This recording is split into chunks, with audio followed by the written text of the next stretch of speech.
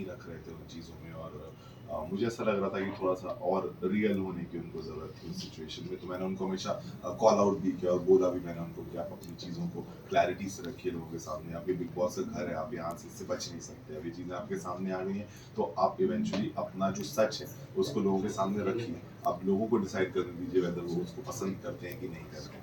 But कुछ चीज़ें ऐसी थी जो वो कर पा रहे थे, कुछ चीज़ें थी वो नहीं कर पा रहे थे। तो मैं बहुत मतलब मैंने हमेशा उन चीज़ों को हाईलाइट किया जो उस समय पे हो रही थी, और मैं हमेशा उनके लिए वोकल रहा, और मैंने जाके फेस टू फेस उन चीज़ों की बात की। कभी अभिषेक हो, चाहे मुनव्वर हो, मैंने सबको फेस टू फेस जाके सब कुछ बोला है जो मैं सोच रहा था बहुत strong. So now what is the bond with Munawar? सी मुनव्वर के आर्ट फॉर्म को मैंने हमेशा बहुत पसंद किया है। मैंने उसको हमेशा बोला कि तू बहुत अच्छा आर्टिस्ट है, और उसने खुद एक्सेप्ट किया शो के ड्यूरेशन में कि वो एज अ ह्यूमन बीइंग जहाँ जहाँ अपनी लाइफ में गलत रहे हैं उनमें वो सुधार लाना चाहेंगे। तो आई फील बस वो सुधार ला ले, उसका पर्सनल मैटर है। अदरवाइज कोई भी प्रॉब्लम नहीं है।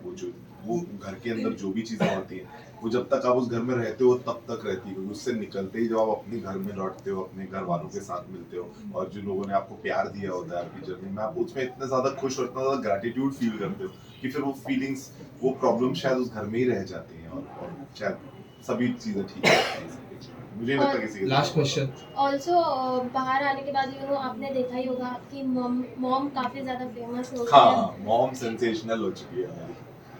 उसके लिए थोड़ा सा कंफ्यूजिंग लग रहा था जब वो बाहर गए थे, और उसके बाद जब री एंट्री हुई तो दोनों में आपके चेंजेस में काफ़ी मतलब आपके बिहेवियर में काफ़ी चेंजेस देखने मिले थे। उस पर क्या कहेंगे? मैंने कभी भी हम सबके बहुत झगड़े हुए हैं उस शो में, और हम सब उन सिचुएशन से पहुंचे हैं जहां हम कभी अपनी लाइफ में नहीं पहुंचते हैं। लेकिन उस टाइम पे मैंने बहुत कोशिश रखी, अपने हमेशा शब्दों में संयम रखा। मैंने कभी गाली गलौज नहीं की, और मैंने कभी किसी पे हाथ नहीं उठाया। तो मुझे ऐसा लगता था कि वो इतना क्लियर रूल ब्रेक था वहाँ का कि वो किसी भी सिचुएशन में नहीं होना चाहिए था।